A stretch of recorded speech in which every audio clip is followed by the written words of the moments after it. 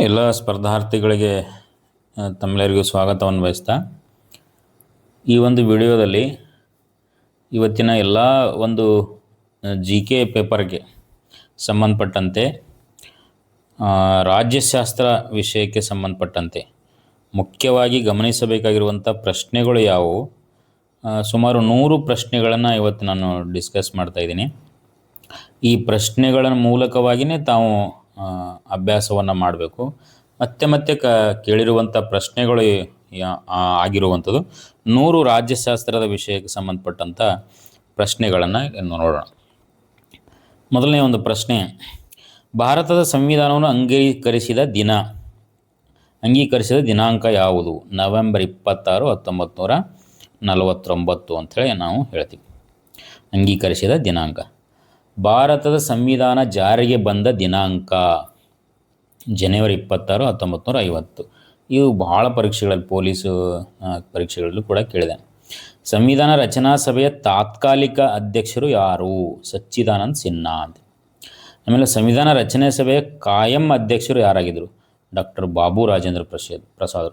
ಇವು ಪರ್ಟಿಕ್ಯುಲರಾಗಿ ನೀವು ಪರಿಪೂರ್ಣ ಆಗಬೇಕು ಈ ಪ್ರಶ್ನೆಗಳು. ಆದರೆ ಅಂದರೆ ಮುಂದಿನ ಎಲ್ಲ ಪ್ರಶ್ನೆಗಳಿಗೆ ಉತ್ತರವನ್ನು ಕೊಡ್ಬೋದು. ನೆಕ್ಸ್ಟ್ ಪ್ರಶ್ನೆ, ಸಂವಿಧಾನದ ಕರಡು ಸಮಿತಿ ಡ್ರಾಫ್ಟಿಂಗ್ ಕಮಿಟಿ ಅಧ್ಯಕ್ಷರು. ಇದು ಭಾಳ ಪರೀಕ್ಷೆಗಳಲ್ಲಿ ಕೇಳಿದೆ. ಅಂಬೇಡ್ಕರ್ ಅವರು, ಕರಡು ಸಮಿತಿ. ಸಂವಿಧಾನ ರಚನಾ ಸಭೆಯ ಸಾಂವಿಧಾನಿಕ ಸಲಹೆಗಾರರು ಯಾರು? BN ರಾವ್. ರಚನಾ ಸಭೆಯ ಕನ್ಫ್ಯೂಸ್ ಮಾಡೋ ಸಲುವಾಗಿ ನಿಮಗೆ ಈ ಪ್ರಶ್ನೆ ಕೇಳ್ತಾನೆ. ಭಾರತ ಸಂವಿಧಾನ ರಚನೆಗೆ ತೆಗೆದುಕೊಂಡ ಒಟ್ಟು ಕಾಲಾವಧಿ ಎಷ್ಟು?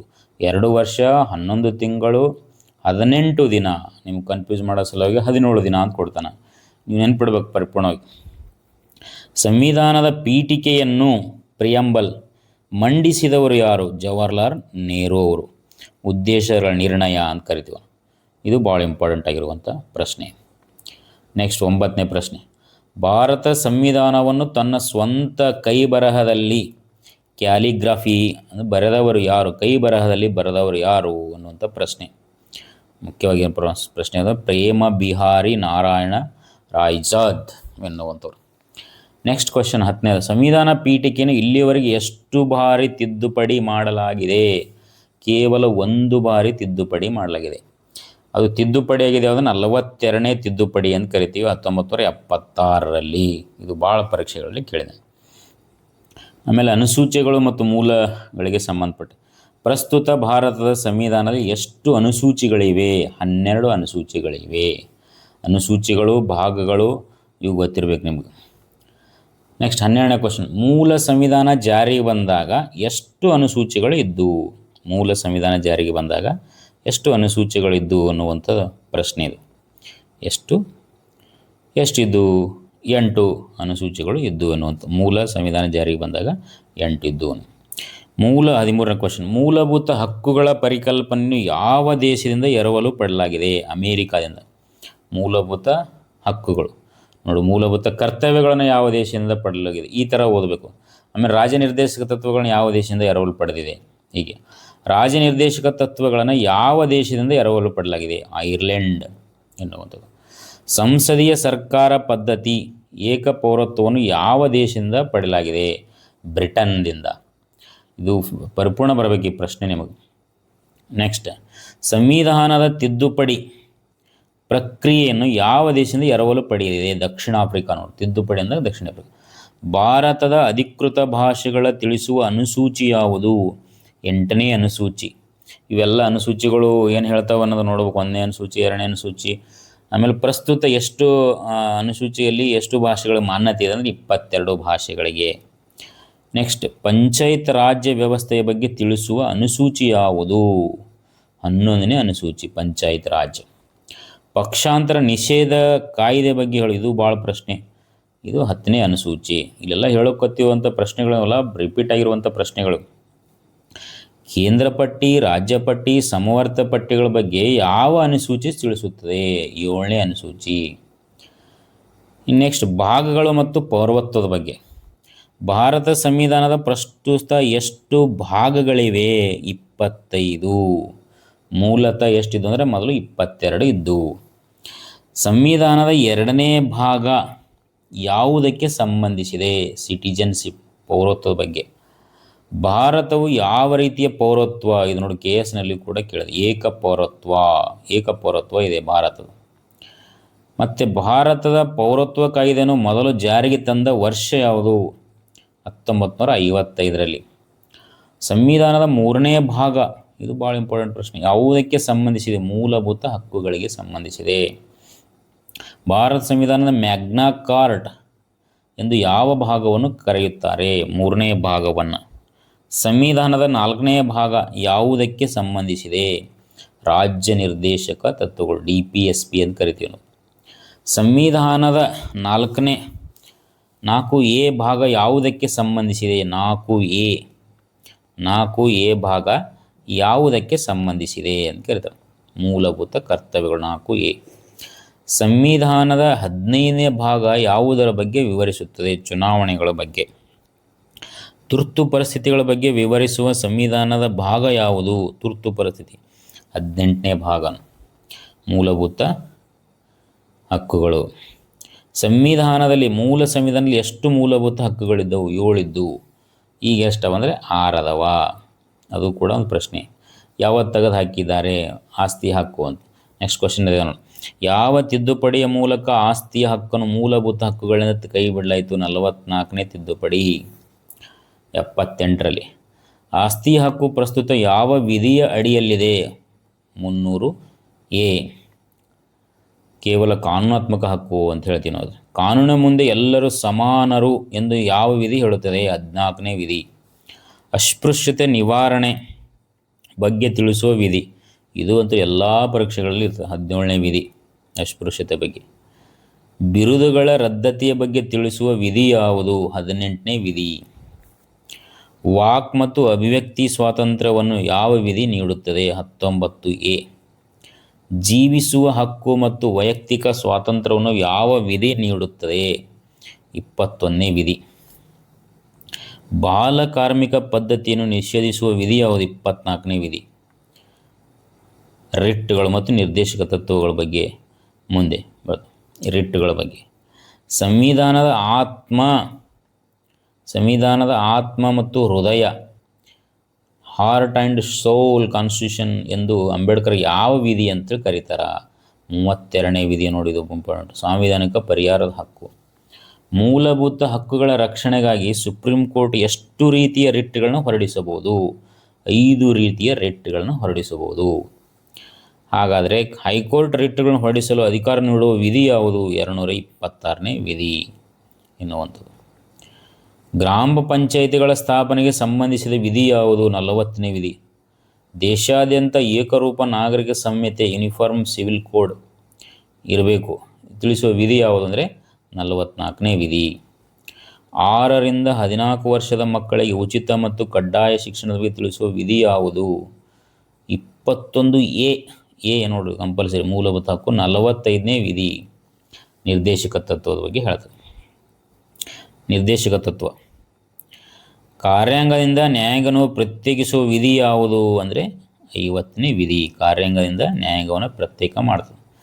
ಅಂತಾರಾಷ್ಟ್ರೀಯ ಶಾಂತಿ ಮತ್ತು ಭದ್ರತೆಗೆ ಸಂಬಂಧಿಸಿದ ವಿಧಿ ಯಾವುದು? 51ನೇ ವಿಧಿ. ಮೂಲಭೂತ ಕರ್ತವ್ಯಗಳನ್ನು ಯಾವ ಸಮಿತಿಯ ಶಿಫಾರಸಿನ ಮೇರೆಗೆ ಸಂವಿಧಾನಕ್ಕೆ ಸೇರಿಸಲಾಯಿತು? ಸ್ವರ್ಣ ಸಿಂಗ್ ಸಮಿತಿ. ಪ್ರಸ್ತುತ ಸಂವಿಧಾನದಲ್ಲಿ ಎಷ್ಟು ಮೂಲಭೂತ ಕರ್ತವ್ಯಗಳಿವೆ? 11 ಕರ್ತವ್ಯ. 11ನೇ ಕರ್ತವ್ಯವನ್ನು 86ನೇ ತಿದ್ದುಪಡಿ ಮೂಲಕ 2002ರಲ್ಲಿ ಸೇರಿಸಲಾಯಿತು. ರಾಷ್ಟ್ರಪತಿ ಮತ್ತು ಉಪರಾಷ್ಟ್ರಪತಿ ಬಗ್ಗೆ ಕೇಳೋದಾದರೆ, ಭಾರತ ಪ್ರಥಮ ಪ್ರಜೆ ಯಾರು ಅಂದರೆ ರಾಷ್ಟ್ರಪತಿ. ರಾಷ್ಟ್ರಪತಿಯಾಗಲು ಎಷ್ಟು ವಯಸ್ಸು ಬೇಕು ಅಂದರೆ 35. ರಾಷ್ಟ್ರಪತಿಗೆ ಪ್ರಮಾಣ ವಚನ ಬೋಧಿಸುವವರು, ಇದು ಭಾಳ ಸರಿ ಕೇಳೋಣ, ಸುಪ್ರೀಂ ಕೋರ್ಟ್ನ ಮುಖ್ಯ ನ್ಯಾಯಾಧೀಶ. ರಾಷ್ಟ್ರಪತಿ ತಮ್ಮ ರಾಜೀನಾಮೆ ಪತ್ರ ಯಾರಿಗೆ ಸಲ್ಲಿಸ್ತಾರೆ? ಉಪರಾಷ್ಟ್ರಪತಿಗೆ. ರಾಷ್ಟ್ರಪತಿಯವರ ಮಹಾಭಿಯೋಗ, ಇದು ಯಾರಿಗೆ ಸಂಬಂಧಪಡ್ತಾ ನೋಡಿ, ಮಹಾಭಿಯೋಗ ತಿಳಿಸುವ ವಿಧಿ ಯಾವುದಂದರೆ 61ನೇ ವಿಧಿ. ಭಾರತದ 3 ಶಸ್ತ್ರಪಡೆಗಳ ನಾಯಕ ಯಾರು? ದಂಡನಾಯಕರು ಅಂದರೆ ರಾಷ್ಟ್ರಪತಿ ಇರ್ತಾನೆ. ಅಪರಾಧಿಗಳಿಗೆ ಕ್ಷಮಾದಾನ ನೀಡುವ ಅಧಿಕಾರವನ್ನು ತಿಳಿಸುವ ವಿಧಿ ಯಾವುದು ಅಂದರೆ 72ನೇ ವಿಧಿ. ಸುಗ್ರೀವಾಜ್ಞೆ ಹೊರಡಿಸುವ ರಾಷ್ಟ್ರಪತಿ ಅಧಿಕಾರ ಯಾವ ವಿಧಿಯಲ್ಲಿದೆ? 123ನೇ ವಿಧಿ. ನೆಕ್ಸ್ಟ್, ರಾಜ್ಯಸಭೆಯ ಪದನಿಮಿತ್ತ ಅಧ್ಯಕ್ಷರು ಯಾರಾಗಿರ್ತಾರೆ? ಇದು ಭಾಳ ಪರೀಕ್ಷೆಗಳು ಕೇಳ. ಪದನಿಮಿತ್ತ ಅಧ್ಯಕ್ಷರು ಉಪರಾಷ್ಟ್ರಪತಿ. ರಾಜ್ಯಸಭೆ ಉಪರಾಷ್ಟ್ರಪತಿಯವರ ಕನಿಷ್ಠ ವಯೋಮಿತಿ ಎಷ್ಟು? 35 ವರ್ಷ. ಇನ್ನು ಪ್ರಧಾನಿ, ಸಂಸತ್ತು, ಕಾನೂನು ಬಗ್ಗೆ ಯಾವ ಪ್ರಶ್ನೆಗಳು ಕೇಳ್ತಾನೆ? ಪ್ರಧಾನಮಂತ್ರಿಯನ್ನು ಯಾರು ನೇಮಿಸುತ್ತಾರೆ? ರಾಷ್ಟ್ರಪತಿ ನೇಮಿಸುತ್ತಾನೆ. ನೀವು ಹೇಳ್ಬೋದು ಓಟು ಹಾಕುವ ಮೂಲಕ ಗೆದ್ದು ಬರ್ತಾನಲ್ರಿ ಅಂತ ಹೇಳ್ಬೋದು. ಆದರೂ ಕೂಡ ಅಂತಿಮವಾಗಿ ರಾಷ್ಟ್ರಪತಿ ಅವರು ಸಂಸತ್ತಿನ ಲೋಕಸಭೆಯ ನಾಯಕನನ್ನು ಆಯ್ಕೆ ಮಾಡಿದ ನಂತರ ಅವರನ್ನು ಪ್ರಧಾನಿ ಹುದ್ದೆಗೆ ಅವರು ನೇಮಕ ಮಾಡ್ತಾರೆ. ಸಂಸತ್ತಿನ 2 ಸದನಗಳು ಯಾವುವು? ಲೋಕಸಭೆ ಮತ್ತು ರಾಜ್ಯಸಭೆ. ಲೋಕಸಭೆಯ ಗರಿಷ್ಠ ಸದಸ್ಯರ ಸಂಖ್ಯೆ ಎಷ್ಟು?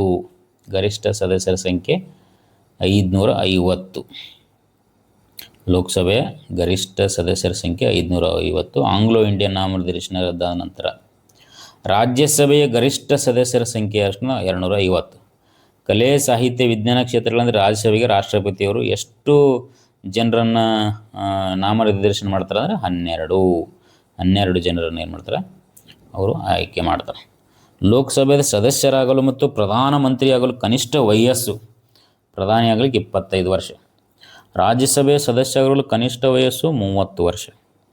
ಹಣಕಾಸು ಮಸೂದೆಯನ್ನು ಮನಿ ಬಿಲ್ ಅಂತ ಕರಿತೀವಿ. ಎಲ್ಲಿ ಮಂಡಿಸುತ್ತಾರೆ? ಮೊದಲು ಕೇವಲ ಲೋಕಸಭೆಯಲ್ಲಿ. ಇದು 110ನೇ ವಿಧಿ ಹೇಳ್ತದೆ. ಅಧಿಕಾರಿ ಬಗ್ಗೆ, ಭಾರತ ಅತ್ಯುನ್ನತ ಕಾನೂನು ಅಧಿಕಾರಿ, ಇದು ಕೂಡ ಭಾಳ ಪರೀಕ್ಷೆಗಳು ಕಾನೂನು ಅಧಿಕಾರಿ ಅಟಾರ್ನಿ ಜನರಲ್. ಅಟಾರ್ನಿ ಜನರಲ್ ಅವರ ನೇಮಕದ ಬಗ್ಗೆ ತಿಳಿಸುವ ವಿಧಿ 76ನೇ ವಿಧಿ ನೋಡಿ. ಇನ್ನು ನ್ಯಾಯಾಂಗ ಮತ್ತು ರಾಜ್ಯ ಸರ್ಕಾರದ ಬಗ್ಗೆ ಏನು ಕೇಳ್ತಾನಂದರೆ, ಸುಪ್ರೀಂ ಕೋರ್ಟ್ ಸ್ಥಾಪನೆಗೆ ಅವಕಾಶ ಕಲ್ಪಿಸಿದ ವಿಧಿ ಯಾವುದಂದರೆ 124ನೇ ವಿಧಿ. ಸುಪ್ರೀಂ ಕೋರ್ಟ್ ನ್ಯಾಯಾಧೀಶರ ನಿವೃತ್ತಿ ವಯಸ್ಸು ಎಷ್ಟಂದರೆ 65. ಹೈಕೋರ್ಟ್ ನ್ಯಾಯಾಧೀಶರ ನಿವೃತ್ತಿ ವಯಸ್ಸು ಎಷ್ಟಂದರೆ 62.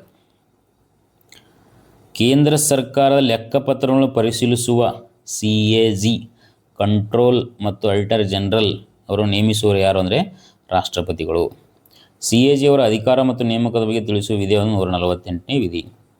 ರಾಜ್ಯದ ಕಾರ್ಯಾಂಗದ ಮುಖ್ಯಸ್ಥರು, ನಾಮಮಾತ್ರ ಕಾರ್ಯಾಂಗ ಯಾರು ಅಂದರೆ ರಾಜ್ಯಪಾಲರು. ರಾಜ್ಯದ ನಾಮಮಾತ್ರ ಕಾರ್ಯಾಂಗ ಅಂದರೆ ರಾಜ್ಯಪಾಲರು. ಕೇಂದ್ರದ ನಾಮಮಾತ್ರ ಅಂದರೆ ರಾಷ್ಟ್ರಪತಿಗಳು. ರಾಜ್ಯಪಾಲರನ್ನು ಯಾರು ನೇಮಿಸ್ತಾರೆ ಅಂದರೆ ರಾಷ್ಟ್ರಪತಿಗಳು ನೇಮಿಸ್ತಾರೆ. ರಾಜ್ಯದ ಮುಖ್ಯಮಂತ್ರಿಯನ್ನು ಯಾರು ನೇಮಿಸುತ್ತಾರೆ? ರಾಜ್ಯಪಾಲರು. 164ನೇ ವಿಧಿ. ರಾಜ್ಯದ ಅತ್ಯುನ್ನತ ಕಾನೂನು ಅಧಿಕಾರಿ ಯಾರು? Advocate general. ರಾಜ್ಯ ವಿಧಾನ ಪರಿಷತ್ ಸದಸ್ಯರಲ್ಲಿ ಕನಿಷ್ಠ ವಯಸ್ಸು 30. ಇನ್ನು ತುರ್ತು ಪರಿಸ್ಥಿತಿ ಮತ್ತು ಆಯೋಗಗಳ ಬಗ್ಗೆ ಒಂದಿಷ್ಟು ಪ್ರಶ್ನೆಗಳು ನೋಡಿದ್ರೆ, ರಾಷ್ಟ್ರೀಯ ತುರ್ತು ಪರಿಸ್ಥಿತಿ ಬಗ್ಗೆ ತಿಳಿಸುವ ವಿಧಿ 352 ನೆನಪಿಡ್ಬೇಕು ನೀವು. ಇದು ಪ್ರಶ್ನೆ ಭಾಳ ಆಗ್ಯದ. ರಾಜ್ಯ ತುರ್ತು ಪರಿಸ್ಥಿತಿ ರಾಷ್ಟ್ರಪತಿಯ ಹೇಳಿಕೆ ಅಂತ ಕೇಳ್ತೀವಲ್ಲ 356. ರಾಷ್ಟ್ರೀಯ ತುರ್ತು ಪರಿಸ್ಥಿತಿ 352, ರಾಜ್ಯ ತುರ್ತು ಪರಿಸ್ಥಿತಿ 356, ಆರ್ಥಿಕ ತುರ್ತು ಪರಿಸ್ಥಿತಿ ಅಂದರೆ 360. ಭಾರತದಲ್ಲಿ ಇದುವರೆಗೆ ಎಷ್ಟು ಬಾರಿ ಆರ್ಥಿಕ ತುರ್ತು ಪರಿಸ್ಥಿತಿ ಹೇರಲಾಗಿದೆ ಅಂದರೆ ಒಮ್ಮೆನೂ ಇಲ್ಲ. ಆರ್ಥಿಕ ರಾಷ್ಟ್ರಪತಿ ಆಡಳಿತ ಆಗಿದೆ. ಭಾರತೀಯ ಚುನಾವಣೆ ಆಯೋಗದ ಬಗ್ಗೆ ತಿಳಿಸುವ ವಿಧಿ ಯಾವುದು? 324. ಇದು ಕೂಡ ಭಾಳ ಪ್ರಶ್ನೆ ಆಗಿದೆ. 324 ಈ ವಿಧಿ. UPSC ಲೋಕಸೇವಾ ಆಯೋಗವನ್ನು ಯಾರು ನೇಮಿಸುತ್ತಾರೆ? ಇದು ಬಂದಿತ್ತು ನೋಡು, ರಾಷ್ಟ್ರಪತಿ. KPSC ರಾಜ್ಯ ಲೋಕಸೇವಾ ಆಯೋಗದ ಯಾರು ನೇಮಿಸ್ತಾರೆ? ರಾಜ್ಯಪಾಲರು. ಹಣಕಾಸು ಆಯೋಗದ ಬಗ್ಗೆ ತಿಳಿಸುವ ವಿಧಿ ಯಾವುದು? 280.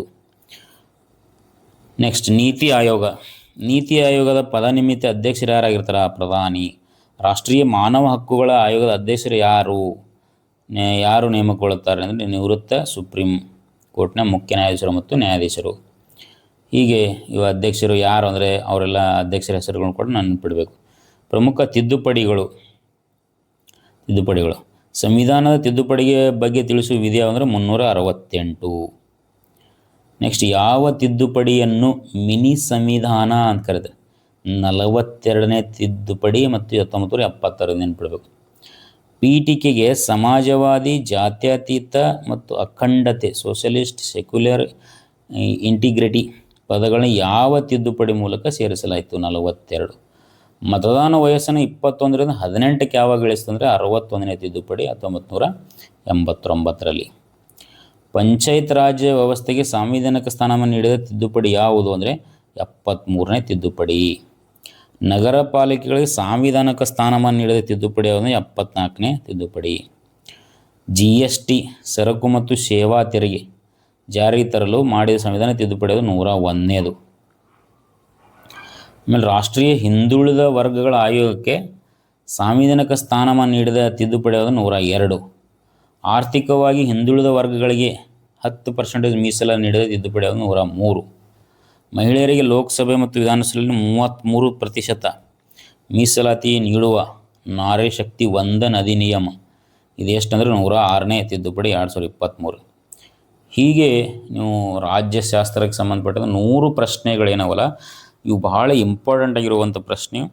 ಇದೇ ವಿಷಯದ ಸುತ್ತಮುತ್ತ ವಿಷಯವನ್ನು ನೀವು ಹಿಂದುಳಿದ ವರ್ಗಗಳ ಆಯೋಗದ ಬಗ್ಗೆ, ಮಹಿಳೆಯರ ಲೋಕಸಭೆ ಇದ್ರ ಬಗ್ಗೆ ಮತ್ತು ನಗರ ಪಾಲಿಕೆ ಪಂಚಾಯತ್ ರಾಜ್ ವ್ಯವಸ್ಥೆ, ಹೀಗೆ ತಿದ್ದುಪಡಿ ಬಗ್ಗೆ, ನೀತಿ ಆಯೋಗದ ಬಗ್ಗೆ, ಚುನಾವಣೆ ಆಯೋಗದ ಬಗ್ಗೆ, ರಾಷ್ಟ್ರೀಯ ತುರ್ತು ಪರಿಸ್ಥಿತಿ, ಮುಖ್ಯಮಂತ್ರಿ ಅವ್ರ ನೇಮಕ, ಕೇಂದ್ರ ಲೆಕ್ಕಪತ್ರ, ಹೀಗೆ ಅಟಾರ್ನಿ ಜನರಲ್ ಬಗ್ಗೆ ಈ ಪ್ರಶ್ನೆಗಳಿಟ್ಕೊಂಡು ನೀವು ಸುತ್ತಮುತ್ತ ಓದ್ಕೊಂಡ್ರೆ GK ಪೇಪರ್ನಲ್ಲಿ ರಾಜ್ಯಶಾಸ್ತ್ರವನ್ನು ನಿಮಗೆ ಎಲ್ಲ ಪರೀಕ್ಷೆಗಳು ಕೂಡ ಅನುಕೂಲ ಆಗ್ತದೆ. ಧನ್ಯವಾದಗಳು.